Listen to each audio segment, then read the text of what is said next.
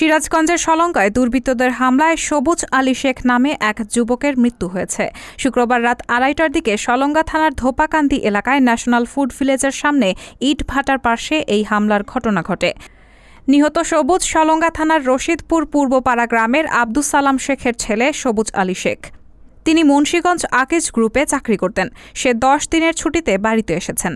নিহত সবুজের ভাই ও সাবেক ইউপি সদস্য মোহাব্বত আলী শামীম জানায়, বরেন্দ্র এক্সপ্রেসের চেকার হিসেবে সবুজের ভাই ফিরোজ কাজ করে।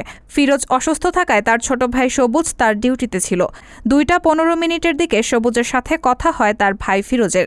এরপর থেকে তার ফোন বন্ধ পাওয়া যায়। তখন অন্য গাড়ির চেকারদেরকে জানালে অনেক খোঁজাখুঁজির পর ইট ভাটার পাশে আহত অবস্থায় দেখতে পান। পরে তাকে উদ্ধার করে সিরাজগঞ্জ শহীদ এম মনসুর আলী হাসপাতালে নিয়ে গেলে কর্তব্যরত চিকিৎসক তাকে মৃত ঘোষণা করেন।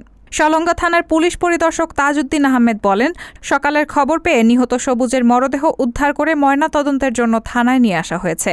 ময়নাতদন্তের জন্য মরদেহ 250 শয্যা বিশিষ্ট বঙ্গমাতা ফজিলাতুন্নেসা মুজিব জেনারেল হাসপাতালে পাঠানো হয়েছে। পরবর্তীতে মৃত্যুর প্রকৃত কারণ জানানো হবে। রায়হানা মুন, সবার কথা।